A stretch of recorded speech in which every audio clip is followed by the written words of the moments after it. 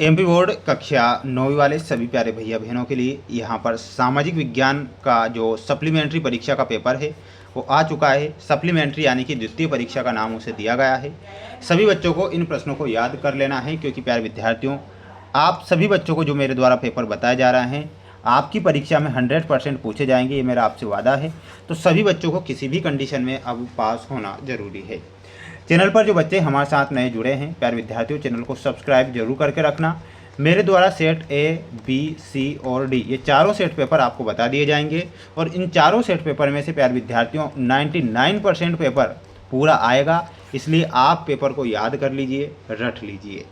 सभी स्टूडेंट्स को वीडियो को लाइक ज़्यादा से ज़्यादा करना है और अपने दोस्तों के साथ शेयर कर देना है। चैनल पर जो बच्चे नए हैं तो सब्सक्राइब करके ही रखना है, क्योंकि जो पेपर बताऊंगा प्यारे विद्यार्थियों 100% पेपर परीक्षा में छपेंगे। तो आइए शुरुआत करते हैं हमारे प्रश्नों से, जो आपको परीक्षा में दिए जाएंगे और आपसे ये पेपर पूछे जाएंगे। प्रश्न यहाँ पर आप देखिएगा प्यारे विद्यार्थियों, वो सारे प्रश्न आ चुके हैं जो परीक्षा में आपको दिए जाएंगे। पहला प्रश्न आएगा, निम्नलिखित प्रश्नों में सही विकल्प का चयन कर लिखिए में पहला क्वेश्चन रहेगा आपका कि अरब सागर में कौन सा द्वीप स्थित है। प्यारे विद्यार्थियों, अरब सागर में वह कौन सा द्वीप स्थित है, तो यहाँ पर आपको लिखना रहेगा अरब सागर में लक्षद्वीप है। तो यहाँ पर आपको लक्षद्वीप के रूप में सही आंसर बताना है। नर्मदा नदी का उद्गम स्थल कहाँ से होता है, तो प्यारे विद्यार्थियों, नर्मदा नदी का जो उद्गम हुआ था अमरकंटक से नर्मदा नदी का उद्गम होता है। तो यहाँ पर आपको अमरकंटक ध्यान रखना है। सभी स्टूडेंट्स वीडियो को लाइक कर चैनल को सब्सक्राइब जरूर कर लीजिएगा। प्यारे विद्यार्थियों, अगला प्रश्न देख लो, ये रहा अगला क्वेश्चन। पेपर का पीडीएफ अगर आपको चाहिए तो पीडीएफ के लिए आप हमें कमेंट बॉक्स में बता सकते हैं, और चैनल पर नए हैं तो चैनल को सब्सक्राइब कर लीजिएगा। प्रथम विश्व युद्ध कब लड़ा गया था, तो प्यारे विद्यार्थियों 1914 से 1918 तक प्रथम विश्व युद्ध लड़ा गया। इसमें लिखना है 1914 से 1918। संविधान की प्रारूप कमेटी के अध्यक्ष कौन थे, तो प्यारे विद्यार्थियों प्रारूप समिति के अध्यक्ष जो थे डॉक्टर भीमराव अंबेडकर को प्रारूप समिति का अध्यक्ष चुना गया था। तो यहाँ पर डॉक्टर भीमराव अंबेडकर। करीम ने गांव में कौन सा केंद्र खोला था, तो इसमें आपको कंप्यूटर केंद्र बताना है। जो करीम था उसने गांव में कंप्यूटर केंद्र खोल रखा था। स्क्रीनशॉट लेते चलें। वहीं अगला क्वेश्चन आएगा, अमूल सहकारी समिति का संबंध किस राज्य से है, तो प्यारे विद्यार्थियों इसमें आपको लिखना है ये महाराष्ट्र राज्य से है अमूल सहकारी समिति का संबंध। तो यहाँ पर आपको महाराष्ट्र लिखना है। बढ़ेंगे हमारे अगले क्वेश्चन की ओर। सभी प्यारे भैया बहन चैनल को सब्सक्राइब जरूर करें और इन प्रश्नों को याद कर लें, क्योंकि प्रश्न ये आपकी परीक्षा में आ रहे हैं। भारत की सबसे बड़ी अपवाह द्रोणी नदी है तो कौन सी है, तो इसमें आपको लिखना है गंगा। लोगों का एक क्षेत्र से दूसरे क्षेत्र में चले जाने को क्या कहते हैं, तो उसे बोला जाता है प्रवास। तो यहाँ पर प्रवास लिखना है।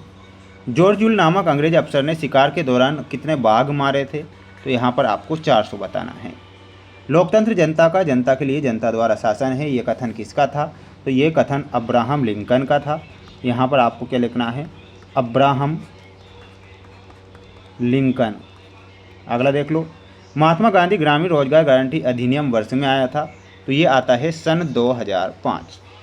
बाद में सबसे भयंकर अकाल राज्य में पड़ा था, तो वो पड़ा था बंगाल। तो यहाँ पर आपको क्या लिखना है, बंगाल लिखना है। स्क्रीनशॉट ले लीजिए अच्छे से और याद इन्हें कर लीजिए, पढ़ लीजिए अगर आप वाकई परीक्षा में पास होना चाहते हैं। ये आपका अगला क्वेश्चन। प्रथम जनगणना, प्यारे विद्यार्थियों 1872 में प्रथम जनगणना की शुरुआत होती है, तो 1872 बताना है। वर्साई की संधि कब होती है, तो 1829 या 1929 में। हिटलर का जन्म 1889 में हिटलर का जन्म होता है। प्रथम चुनाव आयुक्त कौन थे, तो सुकुमार सेन। गैर कृषि कार्य में आपको मिलाना रहेगा डेयरी, और गेहूं क्रांति में आपको मिलाना है इंदिरा गांधी से। तो ये आपकी जोड़ी यहाँ पर कंप्लीट होती है। आप इसका एक स्क्रीनशॉट लेकर अच्छे से याद करें और अच्छे नंबर प्राप्त करके अच्छे नंबर लेकर आएँ। ये पूरा पेपर बताऊँगा, बिल्कुल निश्चिंत रहिएगा सभी प्यारे विद्यार्थी। अगला क्वेश्चन है, भारतीय मरुस्थल की सबसे महत्वपूर्ण नदी कौन सी है, तो इसमें आपको लिखना है लूनी नदी। कौन सी नदी है, तो यहाँ पर आपको लूनी नदी लिखना है। ग्रीष्म ऋतु में चलने वाली हवाओं को क्या कहते हैं, तो उसे लू बोला जाता है। बाद में सबसे अधिक लिंगानुपात वाला कौन सा राज्य है, तो इसमें आपको केरल लिखना है। किस देश की संसद को ड्यूमा कहते हैं, तो रूस की संसद को ड्यूमा कहा गया है। बाद में वोट डालने की उम्र 18 वर्ष। मध्य प्रदेश में लोकसभा सीटों की संख्या 29। तो ये आपके विकल्प वाले क्वेश्चन आएंगे, एक वाक्य वाले, तो आप इसे याद कर लो। अगला क्वेश्चन देख लो, ये आपके सत्य सत्य वाले प्रश्न आएंगे परीक्षा में, पढ़ लीजिए। तटीय प्रदेशों में तापांतर कम होता है, तो प्यारे विद्यार्थियों ये आपको क्या लिख कर आना है? सत्य लिख कर आना है। वर्ष 2011 की जनगणना के अनुसार सबसे अधिक जनसंख्या वाला राज्य उत्तर प्रदेश है, तो बिल्कुल ये सत्य होगा। रूस में छोटे किसानों को कुलक कहते हैं, ये गलत हो जाएगा, असत्य। अमेरिका एक लोकतांत्रिक देश है, तो बिल्कुल ये सत्य होगा। चुनाव में हारने वाली पार्टी सरकार बनाती है क्या? नहीं, असत्य लिखना है। पालमपुर के किसान 2 फसल उगाते हैं, तो ये भी आपका असत्य होगा। तो यहाँ सत्य सत्य वाले कंप्लीट हुए, स्क्रीनशॉट ले लें।